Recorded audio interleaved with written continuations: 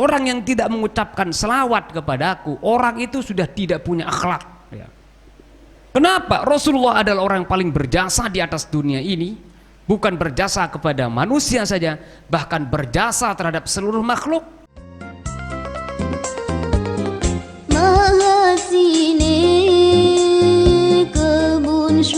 Hadis yang diwariskan oleh Muhammad bin Hamdan al-Marwazi bisnadihi min hadis Ibni Mas'ud marfu'an ya. Warwa Muhammad ibnu Hamdan al-Marwazi bisnadihi min hadis Ibni Mas'ud marfu'an man lam yusalli alayya fala dina lahu wallahu rabbi. Muhammad bin Hamdan al-Marwazi meriwayatkan dengan sanad yang sahih dari Ibnu Mas'ud, man lam yusalli alayya, Rasulullah bersabda, siapa saja yang lam yusalli, tidak berselawat, alayya, kepadaku, fala dinalah, maka orang itu sudah dianggap tidak ada agamanya.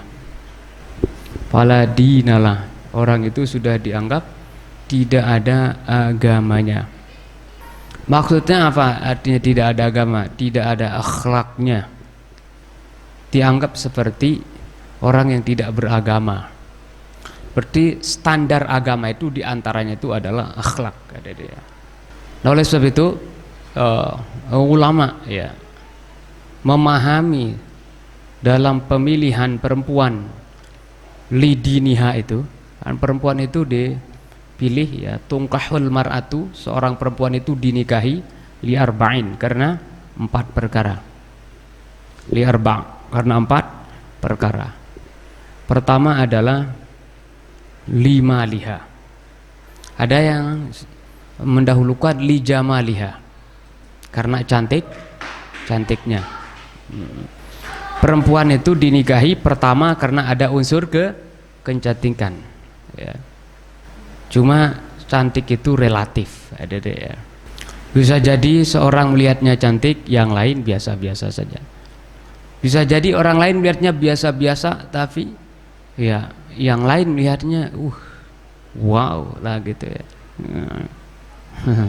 Dan ketertarikan seseorang itu memang berbeda-beda. Ada yang tertarik karena itunya, ada yang tertarik karena ininya. Yang kedua itu adalah lima liha, karena hartanya. Nah, ini harta juga menjadi prioritas. Artinya penting juga nikah dengan orang yang punya harta. Bukan berarti kita akan diberikan makan sebagai seorang laki-laki. Nah, yang punya kewajiban untuk memberikan makan itu adalah laki-laki, bukan perempuan. Lah, terus kenapa kita nyari yang punya harta, yang kaya? Ya supaya nanti anak kita itu akan mendapatkan harta daripada ibunya, dari istri kita. Sehingga anak kita nanti pas ingin untuk menempuh pendidikan yang lebih tinggi dan berkualitas, ada dana. Kan tidak mungkin ibunya itu akan membiarkan anaknya begitu saja, kan? Tidak membiayai anaknya. Dengan kita memiliki istri yang punya harta, artinya ibu dari anak-anak kita punya harta. Nah, nanti untuk masalah pendidikan, insya Allah anak kita akan menjadi ya memiliki pendidikan yang berkualitas. Begitu maksudnya. Andai kata kita berjuang, jadi nanti untuk agama, mereka bisa membantu kita seperti Rasulullah SAW dibantu oleh Siti Khadijah, istrinya. Masya Allah, luar biasa itu. Di saat Rasulullah nanya kepada Siti Khadijah, wahai istriku tercinta, apakah engkau cinta kepada Islam? Nah, pertanyaannya begitu, adik-adik. Kalau kita apa pertanyaannya? I love me, badek ke? Apakah engkau cinta aku? Gitu. Rasulullah enggak, apakah engkau cinta kepada Islam? Rasulullah, Siti Fatimah mengatakan, Siti Khadijah mengatakan, cinta ya Rasulullah. Saya sangat cinta kepada Islam. Likulli syai'in alamah. Segala sesuatu itu punya tanda, bukti, tanda engkau cinta kepada Islam apa? Apa kata Siti Khadijah? Wahai Rasulullah, bukti daripada cinta saya kepada Islam adalah semua harta yang saya miliki silakan pergunakan untuk perjuangan Islam. Mantap itu, aduh. Punya istri yang begitu kaya kan enak. Anda mau bangun pondok pesantren deh, ini kita mau bangun pondok pesantren, bagaimana menurut Anda? Bisa dipakai ini, dijual sama? Oh jual kayak itu, silakan. Kan mantap begitu. Kayaknya ndak cukup, ya. Oh kalau ndak cukup, nih mas, kalung, cincin semua yang saya serahkan ini untuk pondok pesantren katanya. Hebat gitu. Nah begitu maksudnya, mengambil orang yang kaya. Tapi jangan gara-gara ini kemudian kalau ndak kaya Anda jadi nikah, bukan begitu. Yang ketiga, lihasabiha, linasabiha, nasab. Nasab itu sangat penting itu. Takhayyaru linutofikum. Pilihlah kalian di mana kalian menanam benih kalian. Fa innal arqa dasas. Yang namanya air, keringat, cucuran air itu mengalirnya ke hilir, ke bawah. Kenapa perlu memperhatikan nasab pada itu? Nasab itu sangat penting. Kenapa? Karena perilaku, akhlak, agama daripada nenek moyangnya, ibu bapaknya itu akan mengalir kepada anak-anaknya.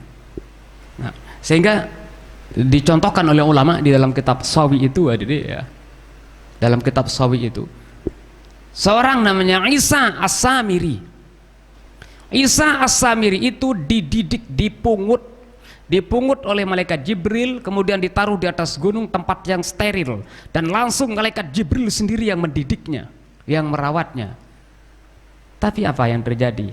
Musa As-Samiri itu justru menjadi orang yang mengajak orang lain menyembah lembu yang terbikin dari emas.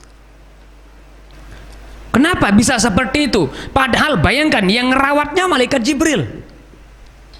Luar biasa itu. Malaikat Jibril yang merawatnya itu, yang membesarnya malaikatnya, yang membesarkannya malaikat Jibril. Di mana tempatnya? Di tempat yang sangat steril, di atas gunung, tidak terkontaminasi dengan makhluk-makhluk lain yang mempengaruhinya. Tidak ada. Tapi yang terjadi apa? Yang terjadi adalah dia mengajak orang lain malah untuk menyembah anak lembu yang terbuat dari emas. Kenapa? Karena anak zina, na'udzubillah min dzalik. Anak dari hasil perzinahan. Tapi Musa bin Imran, nah bayangkan itu, Musa bin Imran tempatnya dididik di mana? Di lingkungan kafir Firaun.